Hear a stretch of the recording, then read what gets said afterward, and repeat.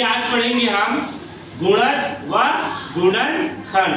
गुणज व गुणनखंड, गुणज मतलब होता है पहाड़ा और गुणनखंड मतलब होता है दी गई संख्याओं से पूरा पूरा भाग चले जा रहा है। कौन कौन संख्या से भाग जा रहा है, पूरी से तरीका से भाग जाना क्या होता है, गुणनखंड होता है।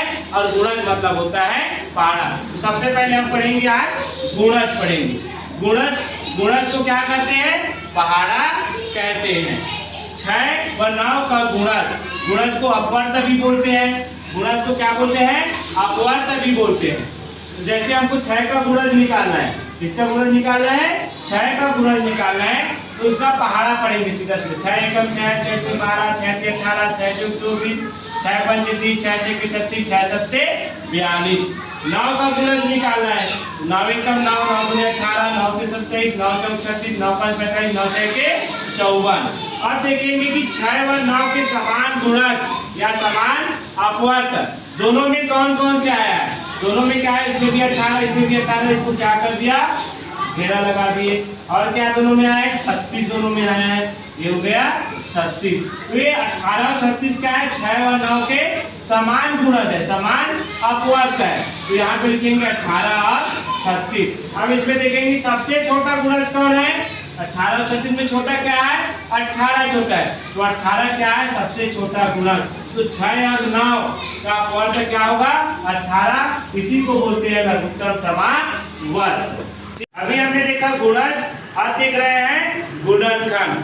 गुणज मतलब होता है पहाड़ा और गुणनखंड मतलब होता है दी गई संख्या पूरा विभाजित हो, मतलब पूरा भाग जा सके। दी गई संख्या जैसे अपने पास है 12 व 18 का गुणनखंड। तो अब सबसे पहले हम 12 का गुणनखंड निकाल रहे हैं। तो 12 का गुणनखंड कैसे निकालेंगे, ये संख्या दी गई है 12 दी गई है, वह संख्या कौन कौन संख्या से पूरा भाग जाता हो, वह उसका क्या होगा, 12 का गुणनखंड होगा। तो 12 सबसे पहले किससे भाग जाएगा, 1 से भाग जाएगा, 1 से जाएगा। उसके बाद किससे भाग जाएगा, 2 से जाएगा, 2 6 के 12, पूरा भाग जाना चाहिए, उसमें शेषफल नहीं बचना चाहिए। 12 और किससे भाग जाएगा, 3 से भाग जाएगा। और किससे भाग जाएगा, 4 से, 4 किया 12। और किससे जाएगा, 6 से। और लास्ट में किससे जाता है, स्वयं से जाता है।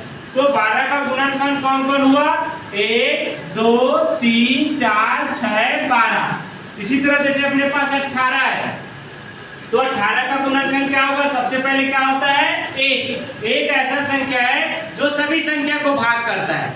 1 ऐसा संख्या है जो सबको भाग करता है, 1। और स्वयं, 1 और स्वयं ऐसा है जो 1 तो सबको भाग करेगा और स्वयं जो है अपने आप को भाग करता होगा। वो दोनों गुणनखंड जो है सब संख्या में आएगा। उसके अलावा जो कौन संख्या जो उससे भाग करे, जैसे 18 का बात कर रहे हैं हम, 12 का तो निकाल लिए, अब 18 का बात करें। 18 का गुणनखंड सबसे पहले क्या आ गया, 1। उसके बाद क्या होगा, 2। अब देखो 2 के पहाड़ा कितने बार पढ़ रहे हैं, 9 बार। तो 2 निया 18, तो 9 भी जा रहा है, तो 9 को भी लिख दियो, 2 निया 18। उसके बाद किससे भाग जाएगा, 3 से जाएगा, 3 6 के 18। देखो 6 से भी चला गया, 3 से। उसके बाद 4 से नहीं जाता, 5 से नहीं जाता, 6 से जाता है, 9 से। और जिसके 2 गुना हो गया, 9 दूनी 18। उसके बाद बड़े संख्या से नहीं जाएगा और सीधा किससे जाएगा, 18 से। गुणनखंड 18, 12 और 18। 12 का गुणनखंड होगा 1 2 3 4 6 12। मतलब इतनी संख्याओं से 12 जो है पूरा भाग चला जाता है। और 18 किससे पूरा भाग चला जाता है, 1 2 3 6 9 18। इन संख्याओं से 18 जो है पूरा भाग चला जाता है। वही इन संख्याओं का क्या होता है, गुणनखंड। अब देखेंगे इसमें कि 12 व 18 का समान गुणनखंड। समान गुणनखंड मतलब क्या होता है, कौन बताएगा, समान गुणनखंड। समान गुणनखंड मतलब देखेंगे कि इसमें दोनों में ऐसा कौन संख्या है जो दोनों संख्या 12 से भी भाग गया है और 18 को भी भाग किया है। तो सबसे पहले क्या आएगा, 1, उसके बाद 2, उसके बाद 3, उसके बाद 6। ये हुआ। तो क्या क्या गया, 1 2 3 6। अब इसमें सबसे बड़ा जैसे हमने गुणज में देखा सबसे छोटा, तो इसमें देखेंगे सबसे बड़ा गुणनखंड। गुणनखंड इसी को बोलते हैं अपवर्तक। अपवर्तक भी क्या कहते हैं? अपवर्तक भी कहते हैं। तो 1 2 3 6, 1 2 3 6 में सबसे बड़ा अपवर्तक कौन है? 6। क्या है? 6। और यही 6 को क्या बोलते हैं? महत्तम समावर्तक। महत्तम समावर्तक। 12 और 18 का महत्तम समावर्तक क्या होगा? 6। ये गुणनखंड विधि से है। गुणनखंड समझ आया? गुणनखंड कैसे निकालना है?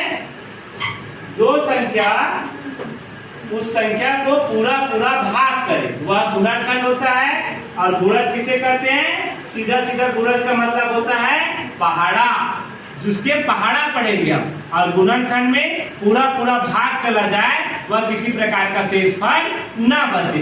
इसी तरह हमने देखा 12 और 18 का गुणनखंड, जो इन संख्याओं से 12 पूरा पूरा भाग जाता है और इन संख्याओं से पूरा 18 भाग जाता है। अगर दोनों का समान गुणनखंड निकाले तो यहाँ पे निकाले हैं 1 2 3 6, और सबसे बड़ा गुणनखंड क्या है? 6। और जो सबसे बड़ा गुणनखंड होते हैं उसी को क्या बोलते हैं? महत्तम समावर्तक। ठीक है, इस तरह से हम आसानी से गुणज और गुणनखंड को बना सकते हैं।